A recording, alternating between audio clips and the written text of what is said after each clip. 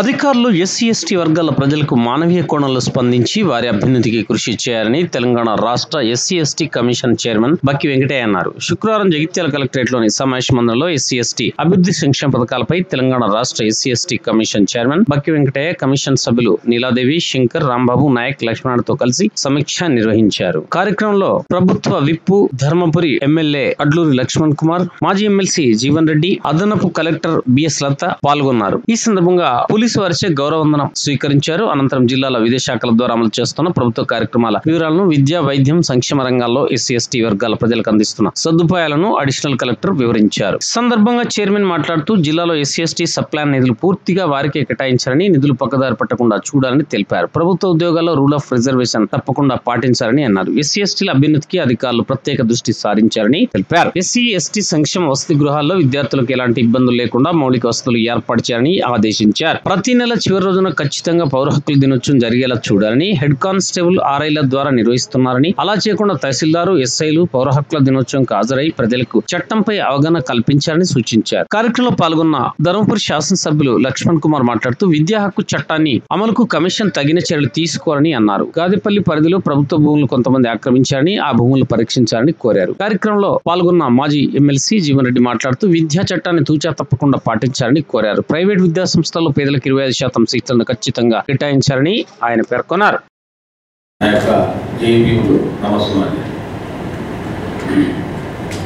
ముఖ్యంగా ఈరోజు జరుగుతున్నటువంటి సమావేశంలో కొన్ని మన ఎస్పీ గారు ఫస్ట్ ఆఫ్ ఆల్ కొన్ని ఎన్ని కేసులు మూడు కేసులు రిపోర్టెడ్ అవైటెడ్ ఉన్నాయి ఎస్సీ ఎస్టీ కమిషన్ ఆఫీస్లో. వీటితో సహా తర్వాత ఒక 3 కేసులు ల్యాండ్ కేసు ఉన్నట్టున్నాయి. మరి ఆ కేసులను కలుపుకొని మరి మన జిల్లాలో 57 ఎస్సీ కేసెస్ అండర్ ఇన్వెస్టిగేషన్లో ఉన్నాయి. సో మన జిల్లాలో జగిత్యాలలో 47 ఉన్నాయి అండ్ మెట్టపల్లిలో 10 కేసెస్ అండర్ ఇన్వెస్టిగేషన్. అండ్ దాదాపు ఇది లాస్ట్ ఇయర్కి అండ్ ఇయర్కి మోస్ట్లీ కేసెస్ ఉన్నాయి. మనం అన్ని కేసెస్ ఇక్కడ రిజిస్టర్ చేస్తున్నాము. ఎస్సీ ఎస్టీ కేసు ఇంకోటి ఆర్డర్ ప్రకారం మనం అదే రోజే రిజిస్టర్ చేస్తున్నాం. అండ్ విదిన్ టైం లిమిట్లో ఈ ఇన్వెస్టిగేషన్ చేసి చార్జ్షీట్ కూడా కోర్టు పంపిస్తున్నాం. రాష్ట్ర ఎస్సీ అధ్యక్షులైనటువంటి మిత్రుడు వెంకటయ్య గారు, వర్షాకర్ సభ్యులు అందరూ కూడా జగిత్యాల జిల్లా విజిట్ చేయటము, ముఖ్యంగా ఈ ప్రాంతంలో ఉన్నటువంటి యొక్క దళితులకు సంబంధించే కానీ ఇతర బలహీన వర్గాలకు సంబంధించిన సమస్యలు, హక్కులు మొత్తం ఏ బాబాసాహెబ్ అంబేద్కర్ గారు సమాజంలోని విభిన్న వర్గాలకు సంబంధించి వారి అభ్యున్నతి కొరకు ప్రత్యేకంగా రాజ్యాంగంలో పొందుపరిచినటువంటి హక్కుల అమలు ఏదైతుందో అవి ఏ మేరకు అమలు పొందడం జరుగుతుంది, అందులో ఏమైనా ఇంకా చేపట్టవలసినటువంటి అంశాలు మరి వాటి మిగిలి ఉంటే పరిశీలించి అమలు చర్యలు చేపట్టడానికి వారు జగిత్యాల జిల్లా రావటము, మరి వారికి నేను మాజీ శాసనమండలి సభ్యుడిగా ఈ ప్రాంత పౌరుడిగా నాకున్నటువంటి అనుభవంతో ఏదైతుందో ముఖ్యంగా విద్యకు సంబంధించి కొన్ని అంశం మీ దృష్టి తీసుకురావాలని చెప్పి రావడం జరిగింది.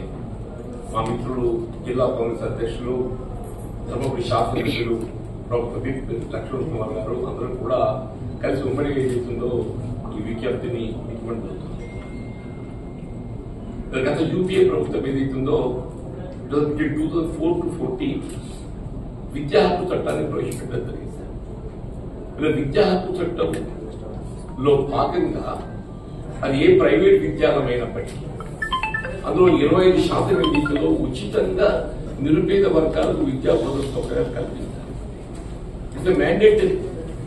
ఈ రైట్ టు ఎడ్యుకేషన్ యాక్ట్ అనుగుణంగా అంటే వాస్తవం ఏదైతుందో ఈ విద్యా హక్కు చట్టం అమలుకు నోచుకోలేకపోవడంతో ప్రైవేట్ యాజమాన్యాలలో మనం హక్కుగా పొందవలసినటువంటి ఒక 25% ఉచిత విద్యా సదుపాయాలు ఏదైతుందో ప్రధానంగా నిమ్న వర్గాలు, దళితులు, బలహీన వర్గాలు కల్పించవలసింది వద్దని జిల్లా విద్యుత్ సందర్భంగా పరిశీలించి మరి గౌరవ జిల్లా కలెక్టర్ గారితో రివ్యూ చేస్తారా ఎట్లా చేస్తారో కానీ దీన్ని అమలు చేపట్టేటువంటి ఒక చర్యలు చేపట్టాలి.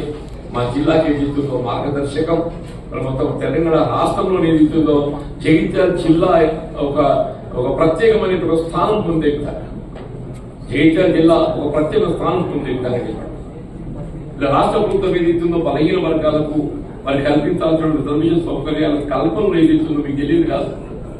Earlier 29% Telangana state government has initiated to pay for 42%. Telangana state government has initiated to pay for 42%. Similarly దళితులకు సంబంధించిన అంశాలు కూడా రిజర్వేషన్ ఫలాలు అందరికీ లభించాలనే భావనతో సుప్రీంకోర్టు సూచనలకు అనుగుణంగా తెలంగాణ రాష్ట్ర ప్రభుత్వం ఏదైతే వర్గీకరణకు సంబంధించి కూడా చట్టాన్ని ఆమోదం చేసుకోవడం జరిగింది.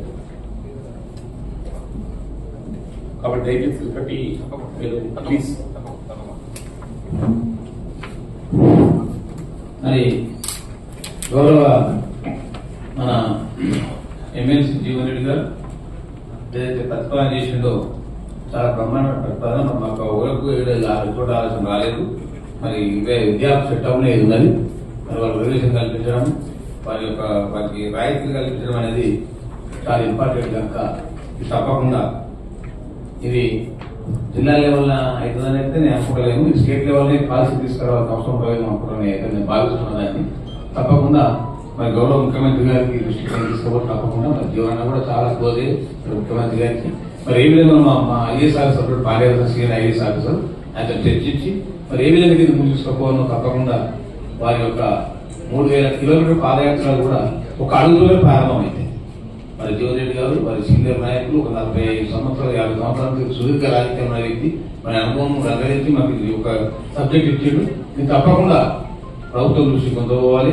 కొంచెం తప్పకుండా ఏ విధంగా సాధ్యమో ఆలోచించి నేను ఐఏఎస్ ఆఫీసర్లు దూరకట్టడం కూడా అదే తీసుకొని లీగల్ ఓపెన్ తీసుకొని ఏ విధంగా ముందు పోను ఎస్సీఎస్ భార్య తీసుకొని పనిచేస్తుందని చెప్పి జీవనన్న రోల్ మోడల్ అయితే దీనికి ఆయన ఇచ్చినటువంటి వాల్యూబుల్ సొల్యూషన్ చాలా మంచిది కనుక నేను తప్పకుండా ముందు తీసుకోవచ్చని తెలియజేసుకుంటూ మరి మా అన్న ప్రభుత్వం ఇప్పుడు ఎన్నో కార్యక్రమం ఉన్నాడు. జిల్లాలో ఆయన ఢిల్లీలో ఉన్నాడు. మేము కలిసి పర్సనల్ ఎక్కిద్దామని ఇంటికి అనుకున్నాం. మరి ఢిల్లీలో ఉన్నాయని చెప్పి నేను పోలేకపోయాను. ఫోన్లో కూడా మాట్లాడినా తప్పకుండా వస్తానే నాకు షెడ్యూల్ పంపారు. షెడ్యూల్ కూడా మా లక్ష్మీనారాయణ కమిషన్ మెంబర్ గారు పంపారు. తప్పకుండా వారి వచ్చినందుకు వారికి కృతజ్ఞత ధన్యవాదాలు తెలియజేస్తూ మా ఎస్సీ కమిషన్ రివ్యూ మీటింగ్ ఇవ్వడం జరిగింది. మా అన్నగారు కూడా మా యొక్క లక్ష్మణ కూడా వారి అమూల్యమైన వాల్యూబుల్ సజెషన్స్ మా జిల్లా అధికారులు ముఖ్యంగా ఈ జిల్లాకు సంబంధించిన అన్ని జిల్లాలకు సంబంధించిన డిఎస్పీ పోలీస్ అధికారులు సర్కిల్ ఇన్స్పెక్టర్స్ మండలకు సంబంధించిన మండల ఎంఆర్ఓస్ డిస్ట్రిక్ట్ ఆఫీసర్స్ ఇంకా హోదాలను అన్ని వివిధ హోదాలను అధికారులకు ముఖ్యంగా పాత్రికేయ మిత్రులందరికీ కూడా నమస్కారం తెలియజేసుకుంటూ మొదటిసారి మా వెంకటయ్య అన్న జిల్లాకు వచ్చినందుగా మనస్ఫూర్తిగా వారికి వెల్కమ్ చేస్తూ ఏదైతే కొంచెం ఆలస్యం వచ్చినందుకు అనేదా ఎందుకంటే ధర్మానంలో ఎస్సీలకు సంబంధించిన ప్రాబ్లమ్స్ ఉన్నాయన్నా అక్కడ ఆలస్యం ఏంటి. ముఖ్యంగా మా పెద్ద జీవన్ రెడ్డి గారు ఏదైతే రిప్రజెంటేషన్ ఇచ్చినారు విద్యా చట్టం అంటే ఈరోజు మనం చదువు చాలా గొప్పదని ఆ చదువు విషయంలో కూడా ప్రత్యేకమైన దృష్టి పెట్టి కేంద్ర ప్రభుత్వం ఏదైతే చట్టాన్ని చేసిందో ఆ చట్టాన్ని రాష్ట్ర ప్రభుత్వం అమలయ్యే విధంగా ఎస్సీ కమిషన్ చైర్మన్ గా మీరు జిల్లాకు వచ్చినందుకు పెద్ద జీవన్ రెడ్డి గారు మీరు కానీ మాకు సంబంధించినటువంటి కాంగ్రెస్ పార్టీ ప్రజలందరూ కూడా ఇవ్వడం జరిగిందన్న ఏదైతే చట్టాన్ని అమలయ్యే విషయంలో కూడా కమిషన్ పూర్తి హక్కులు ఉంటాయండి.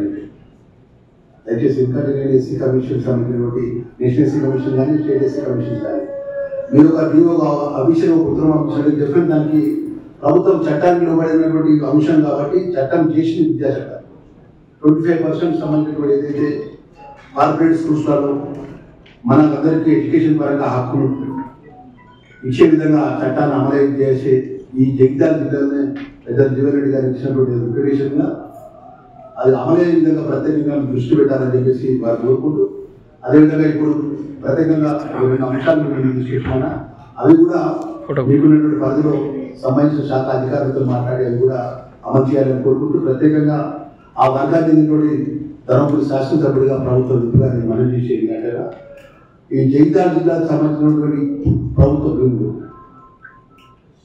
నా ధర్మపురి మండలంలో గాజపల్లి శివారు ఉంది. సుమారు 260 ఎకరాల భూమి ఉంటుంది ప్రభుత్వ భూములు. 260 ఎకరాల భూముల్లో కూడా నేను ఎమ్మెల్యేగా ఎన్నికైన వెంటనే రెవెన్యూ మినిస్టర్ గారు కూడా రిప్రజెంట్ ఇవ్వడం జరిగింది. 200 ఎకరాలు కదా 2014 నుంచి 2023 వరకు ప్రత్యేక రాష్ట్రంలో ఉన్నటువంటి ప్రభుత్వంలో ఉన్నటువంటి పెద్దలు కానీ అప్పుడు ఉన్నటువంటి పరిపాలన చేసినటువంటి ప్రజాప్రతినిధులు కానీ అక్కడ ఉన్నటువంటి ఎక్కడైతే నిజామాబాద్ D1 పట్టాలని SRS D1 పట్టాలని సర్టిఫికేట్ బోగస్ సర్టిఫికేట్ తీసుకొచ్చి సుమారు 200 ఎకరాలు కూడా 180 ఎకరాల భూమి కాజేసింది. 180 ఎకరాల భూమి కాజేసి మామిడి తోటలు పెంచిని పెట్టుకొని ఎంజాయ్మెంట్ ఉన్నారు అందరూ.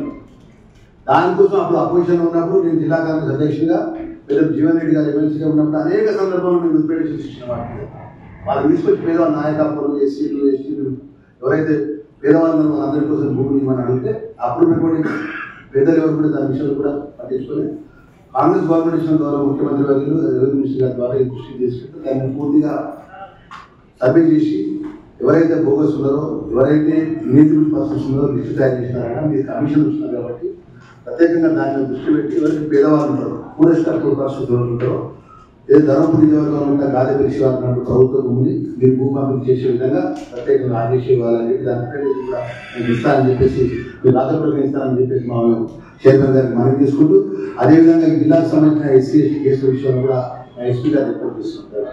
తొందరగా డిస్పోజ్ చేయాలని చెప్పేసి ఆ ఇష్యూ విషయంలో కటాఫ్ టైం పెట్టుకొని ఆ టైం ప్రకారం అది జెన్యున్ ఇష్యూ అయితే ఇమీడియట్గా డిస్పోజ్ చేసి పనిష్మెంట్ చేయండి, జెన్యున్ కాకపోతే క్లోజ్ చేయండి. దాని ప్రాతినిధ్యంగా 2 నెలల కొద్ది అది పెండింగ్ అవ్వకుండా వస్తే ఎంత మధ్య దళాల నుంచి అది కాంప్లైంట్ ఇస్తాం వాళ్ళు కాంప్లైంట్ ఇస్తాం మా వాళ్ళ అందరికీ కూడా ఇబ్బంది పెట్టే కార్యక్రమం చేపడుతుంది. దయచేసి ప్రత్యేకంగా ఈ జిల్లాకు సంబంధించిన ఎస్సీ ఎస్టీ కేసులో కూడా ఎంతమందికి మన ఎస్సీలకు ఎస్టీలకు అన్యాయం జరిగింది.